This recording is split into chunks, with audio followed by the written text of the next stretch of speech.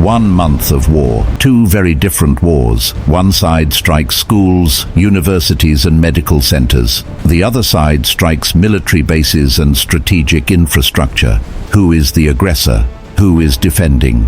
According to Iran's foreign ministry, more than 600 schools and education centers have been hit since February 28th.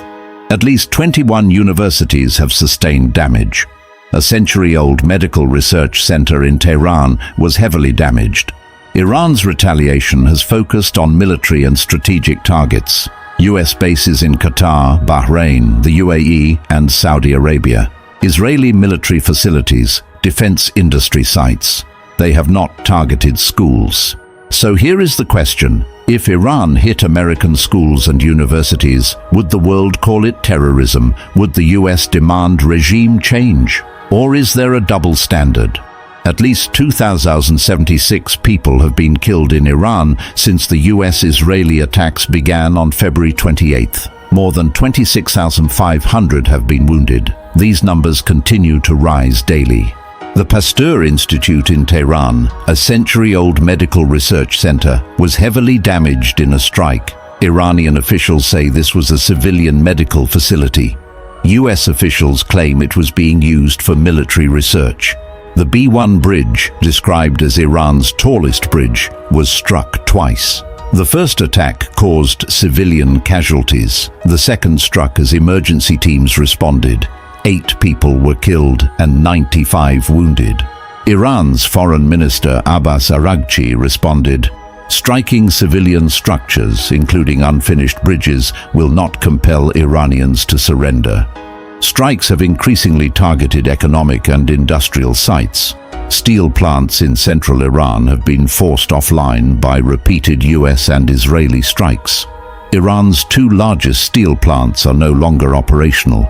US officials justify the strikes by claiming these sites were used for military purposes. Officials said the bridge was used to transport materials for Iranian military drones, but international law requires proportionality. According to Iran's foreign ministry, more than 600 schools and education centers have been hit since February 28th. These are places where children learned, where futures were built. At least 21 universities in Iran have sustained damage. The New York Times reported Israeli officials said at least one was being used for military research. But questions remain about the other 20. The same universities where students were protesting the Iranian regime weeks ago have shown up as rubble in news footage of the war. Young people who wanted change lost their places of learning. Elise Baker, senior staff lawyer with the Atlantic Council's Strategic Litigation Project, explains, "It's a 2-part test to determine whether a university qualifies as a military object. The first part is that the location must make an effective contribution to military action. The second is that destruction must offer a definite military advantage. It seems unlikely that there is evidence for every single one of these cases. Even if a university could be a legitimate target, there are requirements around proportionality and precaution to avoid civilian harm as much as possible. Critics argue these requirements have not been met." Iran's health ministry confirmed that the PASTEUR Institute, a century-old medical research center in Tehran, was heavily damaged in a strike. The institute has been a pillar of Iranian public health for 100 years. At least 4 staff members at one Iranian university were wounded in attacks. Healthcare workers, people dedicated to saving lives, became victims of the war. The Islamic Revolutionary Guard Corps announced that all universities of the occupying regime and American universities in the West Asia region are legitimate targets for us. They warned civilians to stay 1 kilometer away from these institutions. Multiple US-affiliated schools in the region switched to online learning in response to Iran's threats. The American University in Beirut announced, "Out of an abundance of caution, we will operate fully online." Iran has stated it will strike American universities in the region until 2 universities are hit in retaliation for the Iranian universities that have been destroyed. This is a proportional response by their definition. Elise Baker notes that any attacks on American universities by Iran with the sole purpose of retaliation would also not hold up under international law. Both sides stand on legally shaky ground. Iran's retaliation has focused on US bases in Qatar, Bahrain, the UAE, and Saudi Arabia, Israeli military facilities, defense industry sites including American steel industries in Abu Dhabi, American aluminum industries in Bahrain, and the Rafael arms factories of the Zionist regime. Iran struck the Al Udeid airbase in Qatar, the largest US base in the Middle East. Qatari forces, alerted in advance, intercepted the barrage. This was a military target, not a school. An Iranian attack struck Prince Sultan Air Base in Saudi Arabia, wounding at least 12 US service members. 2 were seriously injured, again a military target. Iran fired missiles at Tel Aviv, triggering Israeli air defenses and leaving 4 people lightly wounded. Military and strategic targets in Israel have been consistently hit, not schools or hospitals. On March 28th, Yemen's Houthi rebels officially entered the war, firing a barrage of ballistic missiles at targets in the Tel Aviv area, again military targets. Iranian retaliatory strikes consistently target military installations, defense industries, and strategic infrastructure.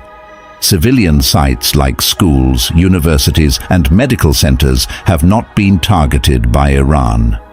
Imagine for a moment. What if Iran struck American schools? What if universities in the United States were bombed? What if a century-old American medical research center was destroyed? If Iran hit an American school, the United States would call it an act of terrorism. The president would demand regime change. Military action would be immediate and overwhelming. President Trump has already called Iran a terrorist regime. He has said the US will bomb Iran back to the Stone Ages.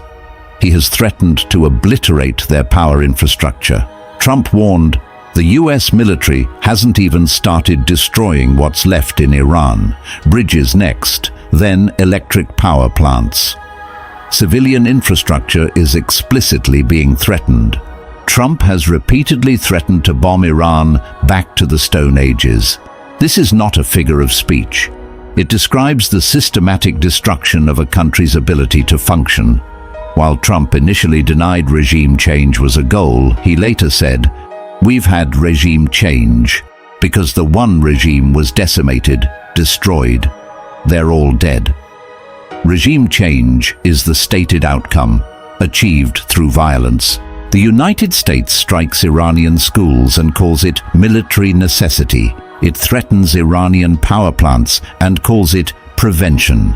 But if Iran did the same to America, it would be called terrorism. Elise Baker notes, there is an enforcement problem with international law, especially with actors like the US and Israel that are very powerful states. Powerful nations face fewer consequences for violations. A common definition of regime change is a forced transformation of government or leadership that results in structural alterations in policies, politics, and governance. This is what the US is attempting in Iran. Karim Sajjadpour, a scholar of Iran at the Carnegie Endowment, explains, "There has been personnel change in Iran, not regime change. Different men with the same ideology. The system remains intact. Analysts agree that achieving regime change by air and sea alone is improbable.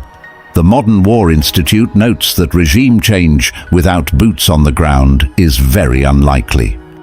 So why are schools being bombed instead of ground forces being deployed? The Arab Center, Washington, D.C. notes that Iran's mountainous terrain, dense population of approximately 90 million, and extensive militia network would necessitate hundreds of thousands of invading troops, cost trillions of dollars, and likely provoke an insurgency worse than post-2003 Iraq. The US is striking schools, universities, bridges, and power plants instead of sending ground troops because an invasion is too costly. But bombing civilians will not bring about regime change. It will only radicalize the next generation. If the US or Israeli forces were to have committed war crimes and those states failed to take action, then third states or potentially international courts would have the obligation to try to engage in that accountability practice. But that rarely happens. Iran. Over 2,000 civilians killed, more than 600 schools destroyed, 21 universities damaged, a century-old medical research center in ruins. So here is the question: if Iran had destroyed 600 American schools, bombed 21 American universities, and leveled an American medical research center, would the world call it terrorism? Would the US demand regime change? We present the information. You decide what to believe. But as you watch the news, as you hear the word terrorist thrown at one side and not the other, remember, 600 schools, 21 universities, a medical center, and a question that demands an answer.